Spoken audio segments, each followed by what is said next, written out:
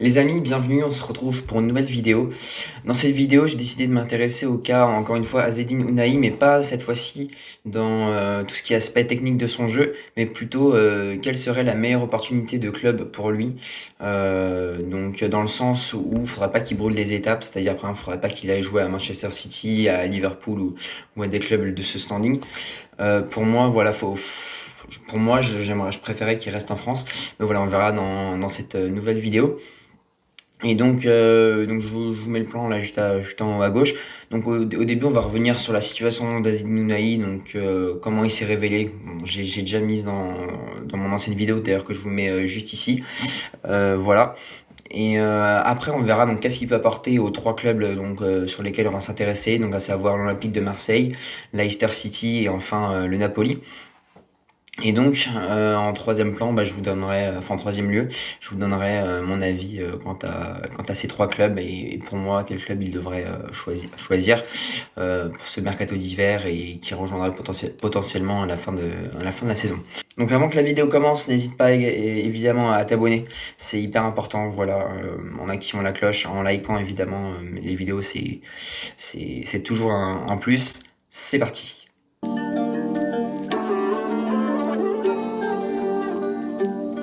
Donc on commence tout de suite avec la situation d'Unai. Donc Unai, lui, il arrive du club d'Avranches en Normandie, à Angers. Donc il rejoint Angers aux alentours je crois que c'est le 14 juillet 2021 précisément. Donc au début il ne va pas être titulaire évidemment, il est recruté voilà en tant que milieu offensif qui est son poste. Et petit à petit pardon, il va commencer à s'imposer dans le 11, vers début novembre si je dis pas de bêtises, si bien qu'il ne va plus quitter le 11 à partir de novembre 2021. Il va faire des bonnes performances avec son club d'Angers. Je crois qu'il va finir à la 13e place de Ligue 1 la saison dernière. Et donc, parallèlement à ça, il commence à être appelé avec l'équipe du Maroc. Et il sera également appelé à la Coupe du Monde pendant laquelle pardon, il va se révéler. Et donc, depuis cette fameuse Coupe du Monde où il s'est révélé, pas mal de clubs sont sur lui, avec notamment les trois clubs que je vous ai cités tout à l'heure, l'Olympique de Marseille, le Napoli et Leicester City en Première Ligue. Donc, le but du président d'Angers, lui, ça serait de vendre Azzedine Ounahi cet hiver, mais de se le faire prêter jusqu'à la fin de la saison pour qu'il puisse aider Angers à se maintenir, parce que c'est vraiment très mal parti du côté d'Angers.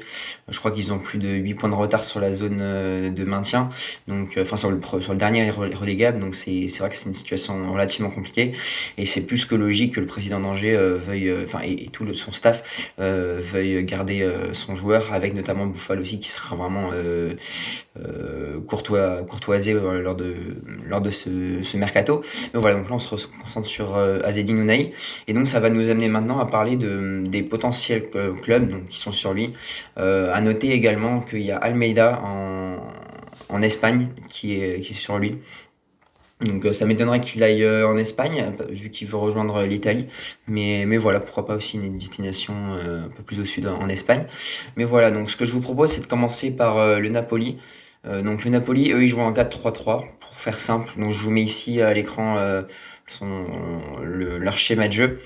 Et donc, ils ont un milieu de terrain qui est vraiment bien défini, avec Lobotka en 6 qui va essayer de gratter un maximum de ballons, qui va aller sans arrêt au pressing et qui va essayer d'orienter le jeu, qui le fait d'ailleurs assez bien. On monte un peu plus haut avec Franck Anguissa, donc le milieu camerounais de terrain, lui qui est assez grand, donc ce qui est très précieux dans le domaine aérien, mais il est également ultra technique pour un joueur de sa taille, donc ce qui est vraiment très impressionnant. Et enfin on a Piotr Zielinski, le Polonais, qui également qui a été comme Unai appelé avec la Pologne pour la Coupe du Monde, et lui qui est vraiment d'une technicité incroyable. Il sait tirer, il sait tout faire, il n'est pas embêté avec le ballon. Donc un milieu qui est vraiment bien défini, et le Napoli fait des ravages en ce moment, que ce soit en championnat où ils sont leaders de leur championnat, ou encore en Ligue des Champions où ils terrassent la plupart de leur groupe, enfin de leurs adversaires, pardon. Je crois qu'ils sont finis premiers de leur groupe, si je dis pas de bêtises, avec l'Ajax et Liverpool, qui sont quand même loin d'être des clubs de petite zone. Donc c'est vraiment un très fort Napoli qu'on a cette année, et pour moi la concurrence sera rude si Unai venait à y signer. Et lui, c'est vrai il est plus qu'intéressé par la Serie A, où il voudrait évoluer plus tard. Donc voilà, donc je pense pour lui, il aimerait aller en Serie A. Enfin, en tout cas, il aimerait aller en Serie A, mais après, est-ce qu'il ira, ça je sais pas. En tout cas, lui, c'est son souhait. Donc voilà, donc qu'est-ce qu'il pourra apporter au Napoli? Je pense que c'est un peu le même profil qu'un Zielinski, et c'est pour ça que je suis un peu réticent à l'idée qu'il y aille, parce que la concurrence il sera très forte, et pour moi faut pas qu'il brûle les étapes. C'est Napoli, ça joue vraiment très bien cette saison, donc ça sera difficile de s'y imposer, surtout que Zielinski est vraiment maintenant installé, tout comme Anguissa qui a été recruté à l'été 2022. Donc compliqué de le voir au Napoli, mais bon, pourquoi pas. Maintenant, ce que je vous propose, c'est de passer à Leicester City. Donc Leicester City, eux, ils jouent en 4-2-3-1. Ils ont Tielemans et Soumaré, l'ancien du LOSC, en tant que double pivot. Tielemans qui va vraiment être un milieu plus offensif, tandis que, on va dire, Soumaré, lui, va plus récupérer des ballons et orienter le jeu. Un peu comme le fait Bruno Guimaraes à Newcastle. Et donc finalement, 4-2-3-1 avec un numéro 10, qui s'appelle Kiernan Desburiol. Donc je l'ai noté pour pas me tromper, parce que c'est vrai que son nom est assez compliqué. Et pour moi, c'est un peu le point faible de cette équipe, ce numéro 10. On va voir qu'il peut jouer également en 8, Kiernan Desburiol, mais pour moi, si Unai venait à signer à Leicester, je pense déjà qu'il apporterait, en plus de Tielemans, cet aspect créatif. Surtout que Tielemans n'est pas obligé de rester et courtisé, pardon, par de nombreuses grosses écuries européennes, dont le Barça, je crois, et Arsenal. Donc, voilà, encore une fois, je pense que ça pourrait être une occasion également pour Unai d'apporter toute sa panoplie technique et son expérience.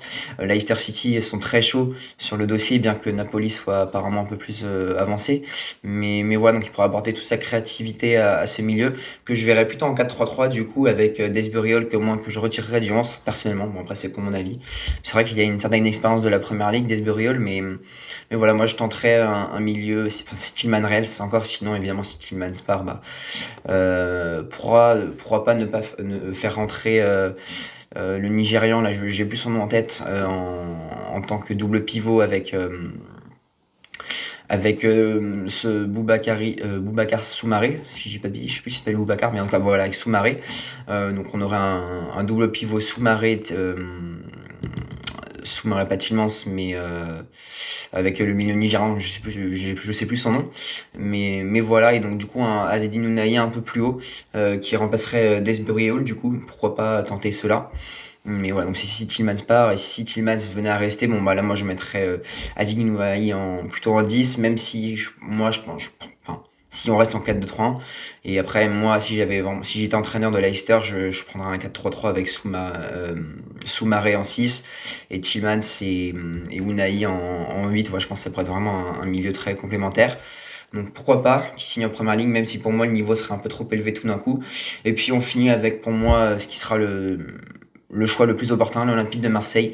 Faut pas oublier que Azzedine Ounahi joue entre guillemets seulement à Angers, bien que je manque pas de respect à Angers, c'est un bien plus petit club que les clubs anglais, que Leicester et que Naples en Série A. Et donc pour moi, il reviendrait remplacer Amin Harit dans le 3-4-3 de Igor Tudor. Voilà, donc un double pivot qui resterait pour moi Vertou-Rongier.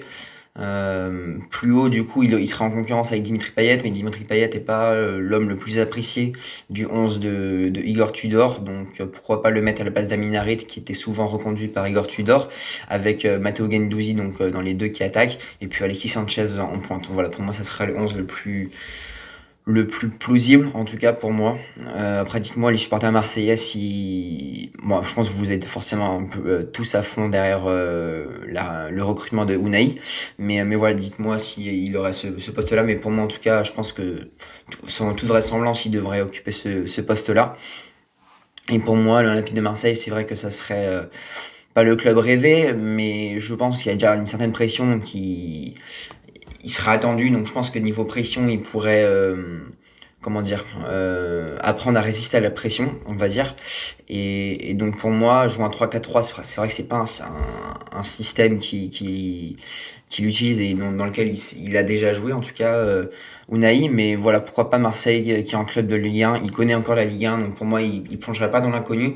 Il serait titulaire, surtout, c'est ça qui est très important pour moi. Le fait qu'il soit titulaire alors qu'il serait, je pense qu'il serait honnêtement sur le banc, pardon, au Napoli, et à Leicester, pardon, au début, je pense qu'il le serait également. Donc pour moi, voilà. Encore une fois, je pense que le meilleur choix pour lui, c'est l'Olympique de Marseille. Après Almeria, Almeria, je sais plus comment on prononce ça, mais en Espagne, pour moi, voilà, je sais pas si c'est réel, honnêtement, comme intérêt.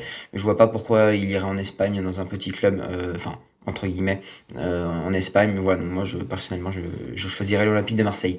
Donc voilà, donc c'est encore une fois la fin de cette vidéo, comme d'habitude. Donc si t'as aimé la vidéo, n'hésite pas à t'abonner, évidemment, si ce n'est pas déjà fait, en activant la cloche, à liker les vidéos également, à me suivre sur mon compte Twitter, Earth of Football, qui s'affiche dans la description. Et puis voilà, on se retrouve très prochainement pour de nouvelles aventures. Voilà, c'était Antoine de Earth of Football. À plus, ciao.